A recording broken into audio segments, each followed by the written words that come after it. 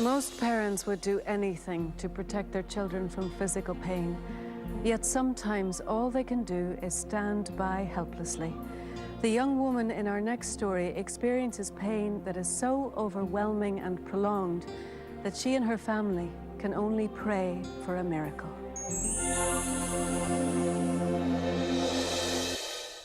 It was December 24th, 1993, and 14-year-old Trisha Zemba decided to spend part of the day before Christmas outdoors, horseback riding. It was one of many activities that she enjoyed, and she appreciated the special relationship that can develop between a horse and its rider. It's just a feeling of union. It's a feeling of being one with another living creature and knowing that there's a certain friendship between you and the animal. There has to be, for you to be able to ride and do it successfully. And Trisha was an accomplished rider who had won many awards in amateur riding contests. Today she was taking her mother's horse, Sly, out on the trails near the ranch in Phoenix, Arizona. Sly was extremely gentle. He was a good horse. For the most part, he was very calm. He was an excellent trail rider because he just liked plodding along and going at his own slow pace. He had the speed and the power. He just chose not to use it most of the time. But that day, as Trisha and Sly headed out on the bridle path, something spooked the horse and he took off running. The power and speed of this ex-racehorse was overwhelming.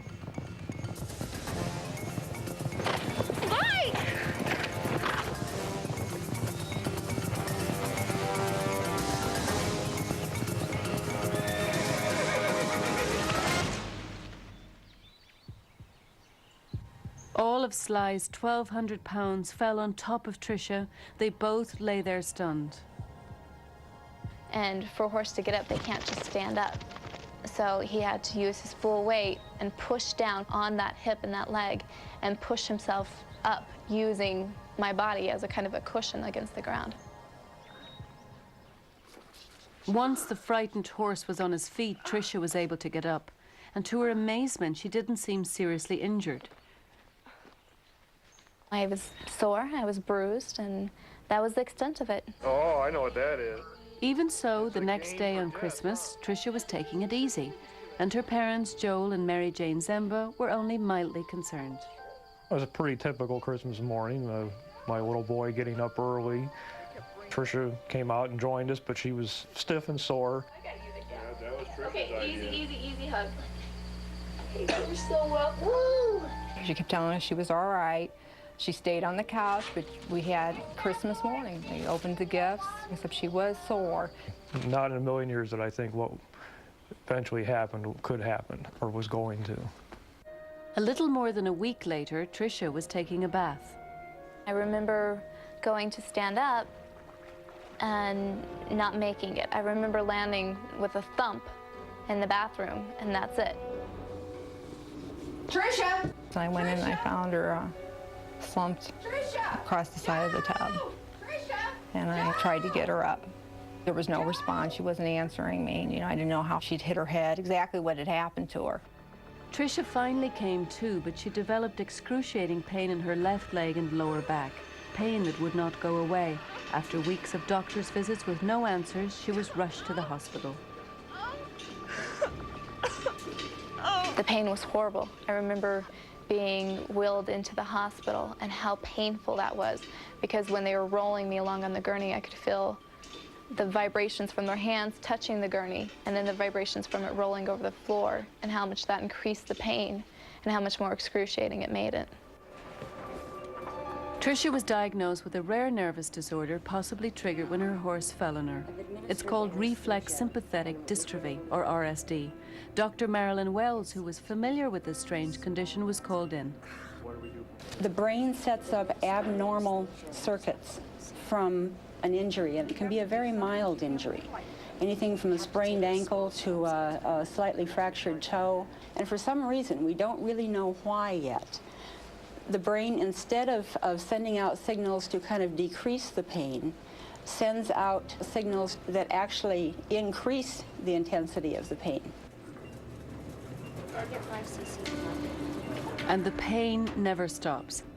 Eating and sleeping become impossible. Even large doses of painkillers cannot provide relief. the medical prognosis is grim. These patients were basically left with living on strong pain medications for the rest of their lives.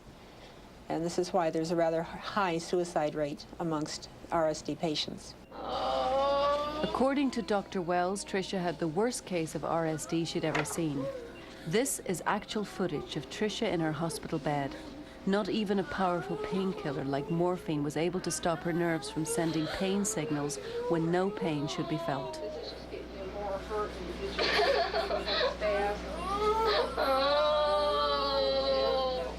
It was horrible to see my daughter in this kind of pain. I was totally helpless to help her. I was supposed to take care of her, and I couldn't. I couldn't make it go away. I think it's the worst thing you can go through is to watch your child in pain and to be totally helpless, to be just nothing you can do for her. Meanwhile, Tricia's team of doctors were running out of answers. They had tried everything possible, including running anesthetic directly into her spinal column, and it wasn't touching the pain. The doctors prepared Tricia's parents for the worst. I don't really know how to tell you guys. They believed that there was no hope, that this was going to continue on. He said we needed to think about institutionalization, and that we needed to think about our son and our own lives, and that they would take care of Tricia. Even Dr. Wells had trouble accepting the inevitable. As a trained medical person, you force yourself to do it. But inside, I felt like a hole was being eaten through me of her pain. Christmas Eve, 1993. 14-year-old Tricia Zemba and her mother's horse Sly are out riding the trails when something spooks the horse. The frightened animal loses its footing and it falls, landing on top of her. A few weeks later, Tricia is rushed to the hospital, suffering from increasing and uncontrollable pain. Eventually, she's diagnosed with RSD, a rare and untreatable nerve condition. And now, all Tricia is able to do is lie in bed and suffer excruciating pain day and night. Even the touch of cloth on her skin is enough to send her screaming. Weeks turn into months as Tricia remains confined to her hospital bed, racked with pain. And then one night at about 3 a.m., with her body once again contorting in anguish, Tricia begins to pray. I wasn't praying, you know, oh God, please make me better. I think I was just praying in general. Suddenly, the pain began to disappear. Slowly and steadily, as a warm, comforting feeling swept over her body. It slipped down my body and slipped and slipped and slipped farther down. And I felt it go all the way down my left leg. And then I felt it exit through my toes. And there's no way to describe it other than that. It exited, it left my body. And I heard very, very quietly, almost to the point where I couldn't hear it, get up. And at that point, I really thought I had flipped. I didn't think there was any way that this was truly happening. And so I prayed, you know, if that's you, God, I need more confirmation. And I heard louder and more clearly and much more authoritatively, get up.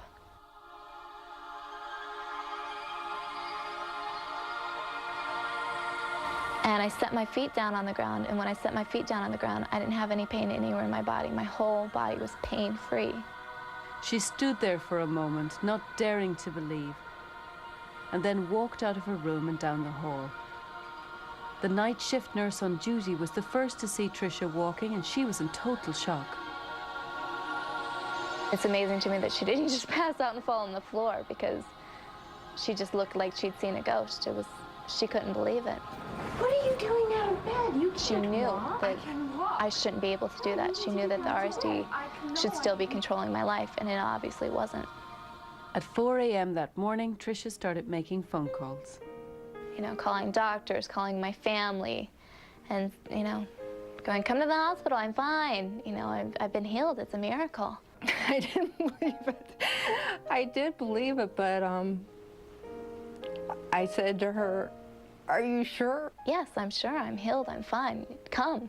We all piled in a car and drove down to the hospital. And sure enough, we walked into the hospital room, and there was Tricia standing at the end of her bed, completely fine. Dr. Wells reviewed Tricia's x-rays before and after her recovery and discovered that not one trace of what had caused her condition remained. In my experience and in my knowledge of RSD, there has never been a spontaneous remission. In other words, just symptoms vanishing like that in the history of medicine. Deep inside, I think most physicians understand the presence of the spiritual in this world, even though we have to look at it through scientific microscopes, if you will. Doctors cautioned Tricia that the syndrome could return as mysteriously as it had disappeared. But today, 5 years after its onset, Tricia is living a full, active life and has absolutely no recurring symptoms. Every morning when I wake up, I can't take for granted that I'm able to get up and walk out of that bed, because I know what it's like not to be able to do that. My heart. I was given such a gift that I don't understand why I would be chosen to give that gift. You know, I'm not perfect, I'm not holy, I'm not some saint, I'm just the everyday person. And it's amazing to me that God would choose to touch my life in such a dramatic way, to choose to speak to me.